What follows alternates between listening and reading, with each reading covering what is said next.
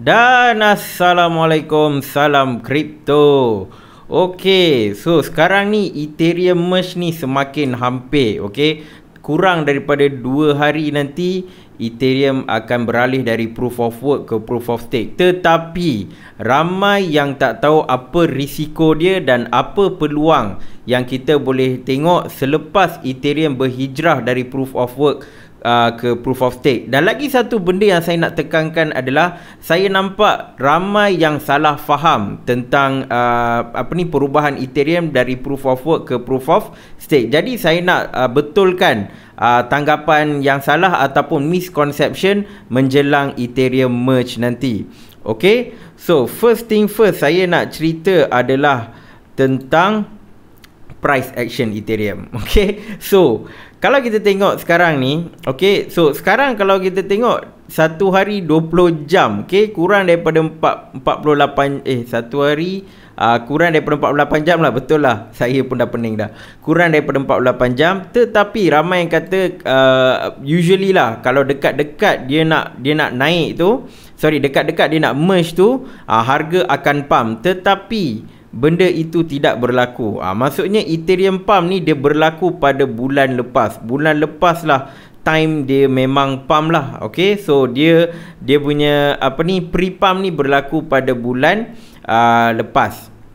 Okay, so kalau kita tengok dari sudut sejarah, okay, so Ethereum merge ni adalah antara event yang terbesar pada tahun ini. Tapi pada tahun 2020 dia perkenalkan Beacon Chain. Itulah permulaan proof of stake punya network. Dan benda itu berlaku sekitar kalau tak silap saya pada tahun 2020, 1 Disember 2020. Alright. So kalau kita tengok 1 Disember 2020, mana 1 Disember? Okay, ni dia. 1 Disember okay. Kalau kita tengok 1 Disember 2020, okay, saya besarkan lagi. Yang ni. Okay, yang ni, yang ni. Pada 1 Disember 2020, dia berlakulah pre-pump 24 jam sebelum tu dia naik. Sekejap je sampai 636, lepas tu dia dump. Okay, lepas tu dia drop and then dia bergerak sideways. Okay, so kalau saya ambil dari sudut sejarah upgrade besar Ethereum adalah pada 1 Disember 2020. Okay, inilah Beacon Chain diperkenalkan dan sebagainya.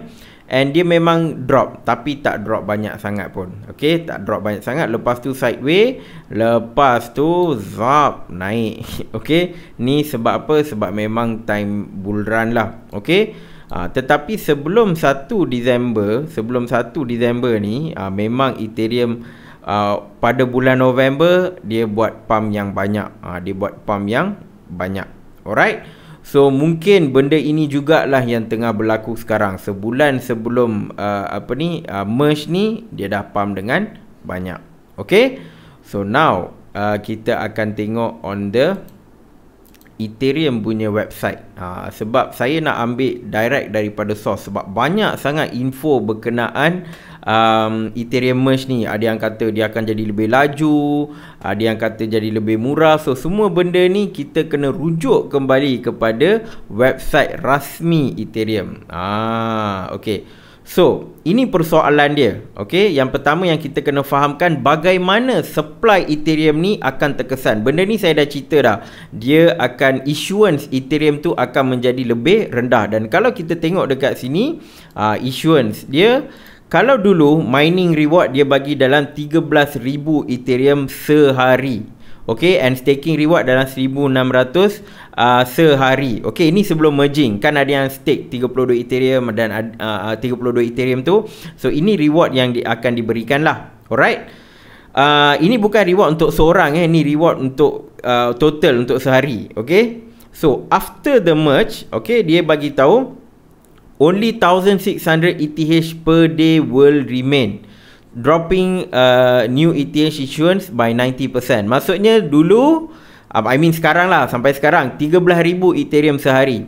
Sekarang hanya akan diissue 1,600 Ethereum sehari. Jadi dia kurangkan inilah cara dia kurangkan supply. Okay, so total supply tu memang dia tak ada cap, tapi pengeluaran Ethereum sehari tu dia akan kurangkan dalam kadar 90%. Okay, so benda ni adalah satu benda yang boleh memberikan impact kepada harga Ethereum for the long run. Okay, for the long run. Okay, mungkin dalam setahun 2 tahun dia boleh bagi impact yang ketara. Alright, so sekarang pun dia dah buat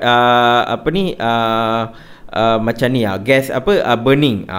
Dia kata average gas price is 16 GW, at least 1600 ETH is burned every day, which effectively brings net ETH inflation to 0 or less post emerge. So burning pun dia akan burn at least 1600 per day.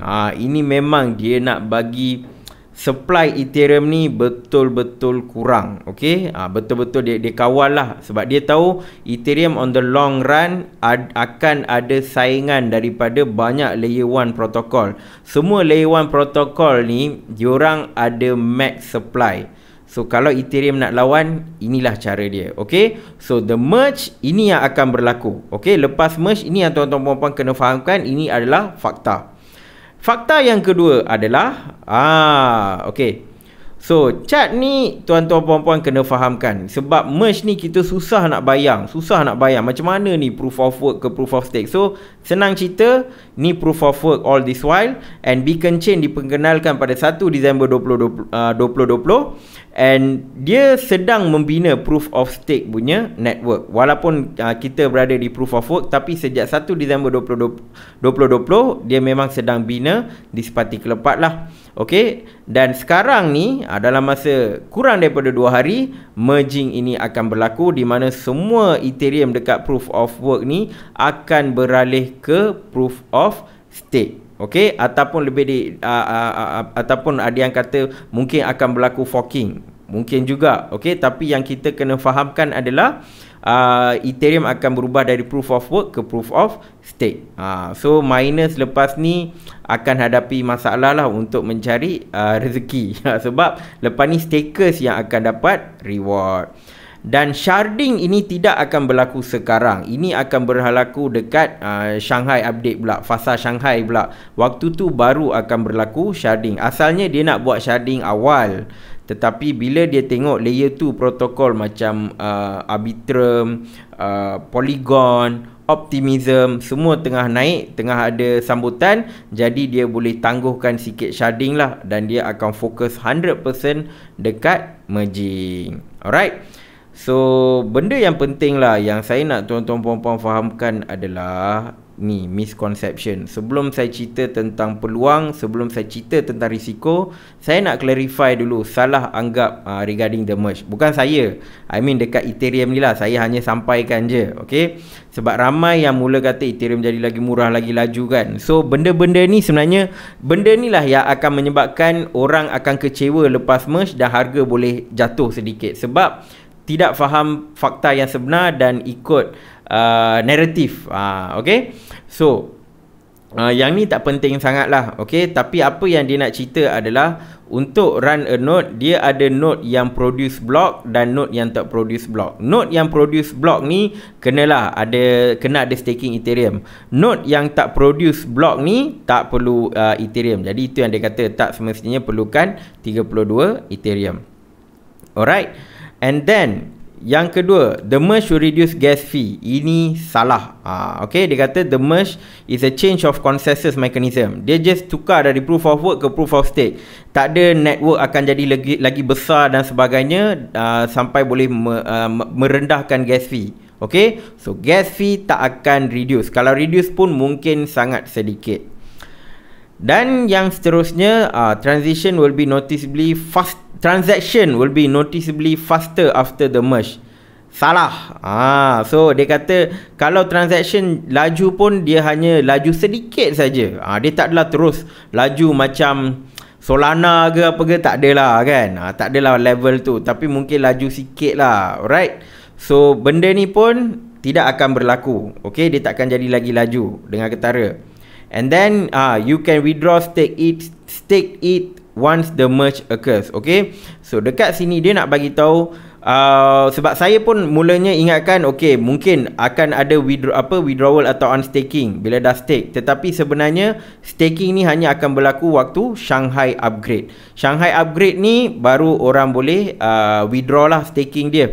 Okey, so selagi Shanghai update tu tidak berlaku, Ethereum tu akan tetap dikunci melalui proof of stake. Dan yang seterusnya, validator will not receive any liquid ETH reward until the Shanghai upgrade when withdrawal are enabled. Okay, so walaupun diorang tak boleh nak keluarkan diorang punya Ethereum, tetapi still diorang akan dapat diorang punya pendapatan lah dalam bentuk tips. Okay, fees dia tetap dapat. Okay, and then dia kata when withdrawals are enabled, stakers will all exit at once. So yang ni dia kawal. Okay, dia kata validators exits are rate limited for security reason. Okay, so walaupun lepas Shanghai upgrade boleh withdraw, tak adalah dia enablekan semua untuk keluar sekaligus. Okay, dia ada dia punya kawalan. Okay, so kalau tengok dekat sini only 6 validator can exit per epoch, ataupun every 6.4 minit lah, ataupun 1350 per day. Okay, maksudnya hanya 43,200 Ethereum sahaja yang boleh keluar daripada 10 juta Ethereum yang di stake. Okay, so maksudnya tak adalah semua boleh keluar secara serentak, dia hanya boleh keluar secara berkala. Staking, ada yang beranggapan staking akan naik 200%, tetapi dia kata prediction dia adalah staking reward sebanyak 50% sahaja. Okay, and then the merge will result in downtime of the change. Ni dia kata false lah. The merge upgrade is designed to transition to proof of stake with zero downtime. Okay, misconception ni saya agak bukan nak kata tak setuju, saya akan berhati-hati juga. Okay, so benda ni memang saya terima is a misconception, false, tapi risiko tu tetap ada lah. Ini pandangan saya. Ini pandangan saya. Alright, so misconception ni semua tuan-tuan puan-puan kena fahamkan. Okay, kalau nak baca secara detail, pergi dekat website Ethereum sendiri, buka dia punya ni, The Merge, type je The Merge, keluarlah paparan website ni. Tuan-tuan puan-puan boleh baca sendiri. Alright. And lagi satu benda misconception juga yang tidak di-highlightkan dekat sini, tapi saya tengok dekat Twitter Vitalik Buterin, founder Ethereum. Okay, ramai beranggapan lepas merge settle. Tak, fasa merge ni panjang tuan-tuan puan-puan. Dia ada fasa the merge, ini basically transition dari proof of work to proof of stake. Lepas tu fasa the surge pula, ni dia nak increase the scalability. Okay, dengan sharding. Ini mungkin waktu yang Shanghai upgrade nanti. Dan seterusnya the verge, ni dia nak tukarkan ke statelessness, gunakan Verkle trees lah. Okay, yang ni saya kena baca dengan mendalam, the verge. And then the purge, dia nak buang historical data dan juga technical debt. Ini pun saya kena baca. Tapi yang saya tahu the splash ni adalah macam penutup. Itu saya confirm. The splash adalah penutup, and dia maksudnya benda-benda yang mungkin tak dapat dibuat dekat sini, dia akan buat dekat the splash lah. Alright. Tapi yang ni detail tak, tuan-tuan puan-puan boleh baca sendirilah dekat Vitalik punya Twitter. And paling penting dia tulis ZK snuck everything. So ZK ni, which is the ZK rollup ni, sangat-sangat penting. So that's why for Ethereum layer 2 ni, daripada optimism, saya lebih prefer ZK, sebab memang nampak Ethereum pun akan gunakan ZK punya teknologi. Okay, tapi itu long term lah. Okay, itu long term. Okay, so ini benda yang tuan-tuan puan-puan kena fahamkan. Now kita cerita tentang risiko dan juga peluang. Okay, so untuk risiko dan peluang ni, saya cerita risiko dulu, bagi berita buruk dulu. Okay, so walaupun dekat website dia kata ikut dia tak ada downtime, sebab dia just tukar dari proof of stake ke proof of work ke proof of stake, tapi mungkin network boleh down kalau proof of stake tu tidak berjaya. Okay, Tapi bagi saya risiko ni sangat-sangat low lah. Kalau network down tak perlu risau, dia macam Solana. Siapa pakai Solana dah biasa dah, sekejap-sekejap network down kan. Okay, tapi in terms of reputation ni akan terjejas lah untuk Ethereum. Tetapi saya rasa risiko ni sangat rendah, sangat-sangat rendah untuk network down. Sebab apa? Sebab kebanyakan yang stakers ni dia dah upgrade dah on their part, and then developer pun diorang dah bersedia. Okay, so kalau benda itu preparation tu dah solid, kemungkinan besar transition tu akan berjalan dengan lancar lah. So ini saya kategorikan risiko rendah. Okay, dan seterusnya adalah ini benda yang penting, Ethereum Debt. Okay, so application di bawah Ethereum, Uniswap ke, Aave ke, apa-apalah, even OpenSea dan sebagainya, akan mengalami stress test. Sebab apa? Sebab sebelum ni app atau debt diorang berjalan di atas Ethereum Proof of Work. Sekarang ni dia akan pergi ke Proof of Stake. Dan lagi satu risiko yang diorang kena tengok adalah bila berlaku forking. Okay, so bab forking ni interesting. Okay, saya bagi satu contoh lah. Bukan contoh, memang benda ni berlaku dekat Aave. So Aave ni kan platform borrowing dan lending. Alright, so apa yang berlaku adalah setengah user diorang depositkan Ethereum diorang, and diorang ambil hutang. Diorang borrow USDC. USDC bagi kenyataan bahawa mereka tak akan support proof of work punya forking nanti. So kalau Ethereum split, satu akan jadi proof of stake, satu akan jadi proof of work. So dia kata kalau proof of work tu berlaku dan wujud, USDC tak akan support. Itu kenyataan USDC. So apa setengah orang yang pandai dia buat? Diorang borrow diorang deposit Ethereum, borrow USDC, okay, and then dia tahu bila dia ada USDC sebagai hutang, dan bila USDC ni tak support proof of work, hutang dia consider tak bayar-bayar. Okay, hutang dia tak bayar-bayar, and bagi diorang, kalau fork tu berlaku, diorang akan dapat satu lagi extra Ethereum, which is Ethereum Proof of Work lah. So diorang repeat proses ni, borrow lending, borrow lending, borrow lending. So walaupun hutang USDC diorang makin bertambah, tetapi bila USDC kata dia tak support Proof of Work, so maksudnya bila merging tu berlaku, hutang yang diorang patut bayar tu diorang tak bayar-bayar, consider invalid. So Aave tengok, Aave nampak, ini kalau orang ambil peluang nanti kering lah kita punya duit kan, boleh jadi bank run. So Aave pun stop benda tu. Sampai merging berlaku, dia memang stop lah borrowing lending untuk Ethereum. Okay, so ini baru Aave. Okay, so banyak lagi dapps atau application diorang perlu buat preparation. Sebab ada setengah orang macam hacker ke, atau orang-orang pandai ni yang boleh tahu macam mana blockchain work, smart contract work, diorang boleh ambil advantage. Saya lebih risaukan benda tu. Saya tak risaukan on Ethereum, saya risaukan platform-platform yang berada atas Ethereum ni, macam mana diorang nak handle bila Ethereum bergerak ke proof of stake. Sebab kalau tiada forking, kalau forking tak berlaku, then okay lah. Kalau forking berlaku, dia jadi complicated. Sebab itulah point nombor 3 saya, replay attack bila ada forking. Ini kalau tuan-tuan puan-puan ada NFT dekat Ethereum, wajib tahu replay attack ni.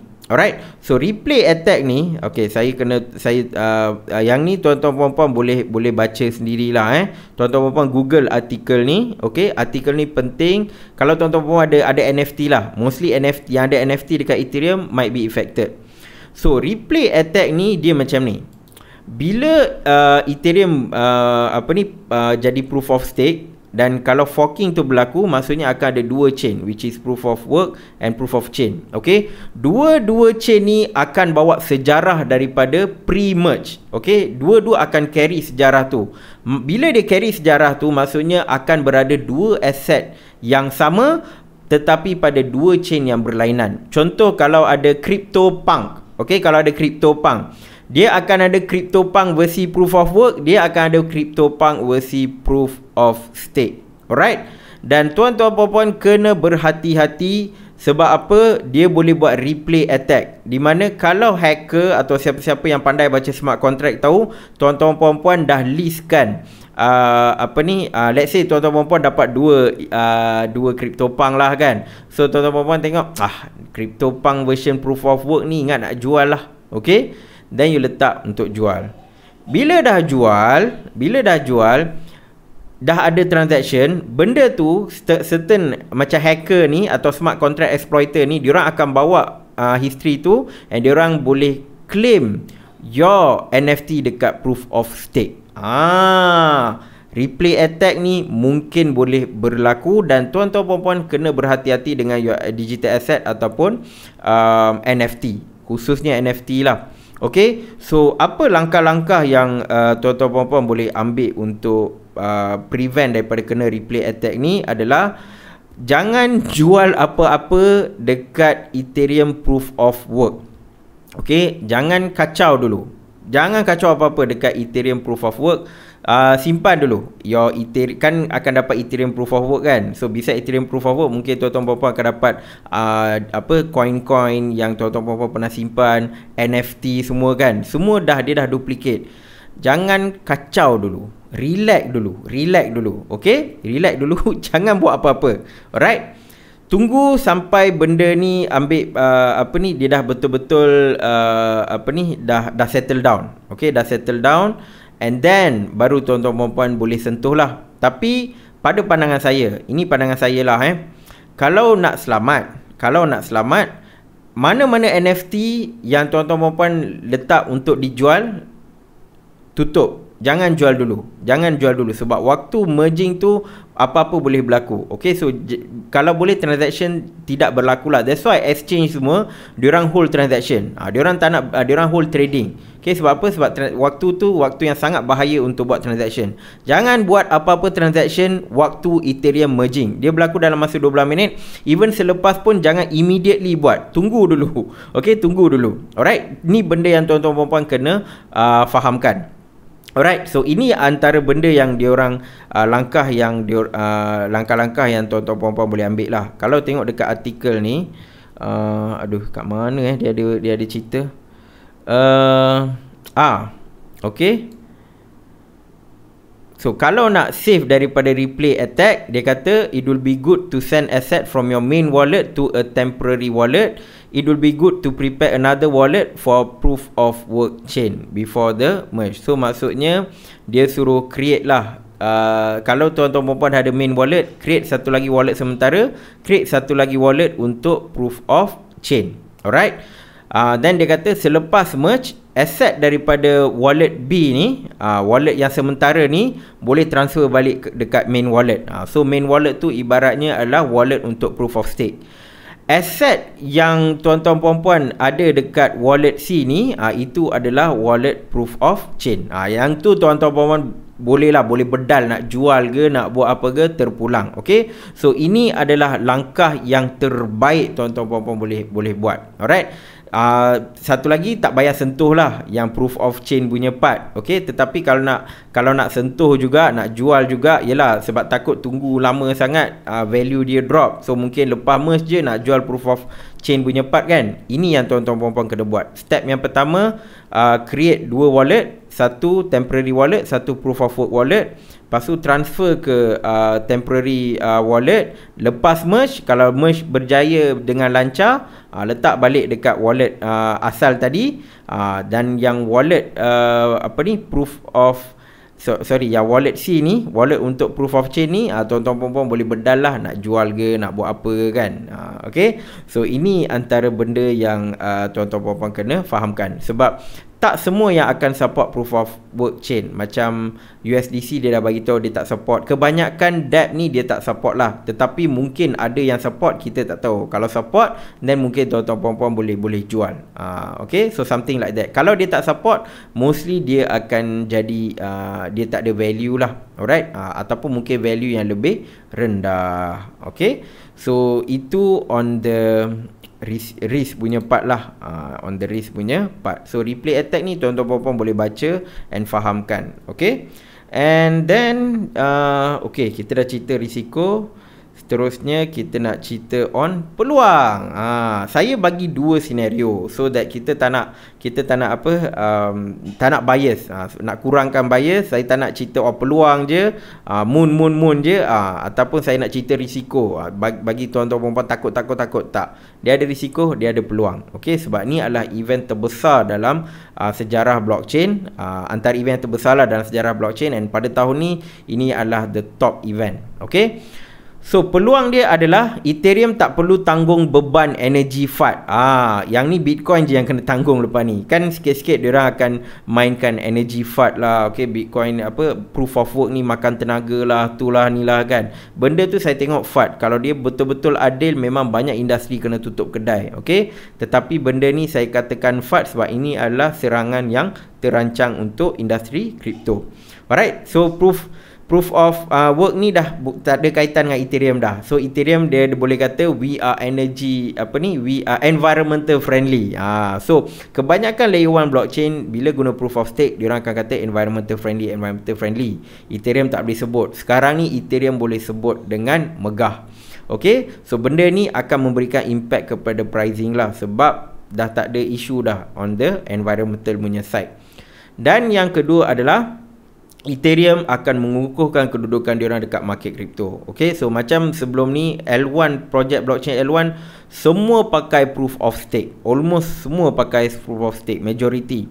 Dan bila Ethereum dah pergi ke proof of stake, so naratif Ethereum killer ni akan, boleh saya kata dah boleh dikuburkan lah. Sebab bila dia dah pergi proof of stake, memang susah nak stop Ethereum lepas ni. Sebab yang ketiga adalah layer 2. Layer 2 akan menjadi semakin bernilai. Alright, dan dengan Ethereum dah pergi proof of stake dan disokong oleh layer 2, memang dia punya value akan lebih kukuh lah. Alright, so kompetitor Ethereum ni lepas ni mungkin ada yang akan mati.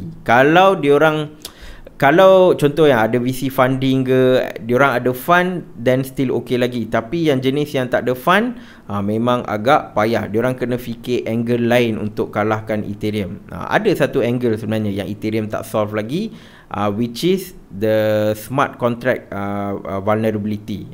Benda tu sebenarnya dia bukan under dia boleh jugalah cakap under Ethereum, tapi dia lebih kepada programming language solidity.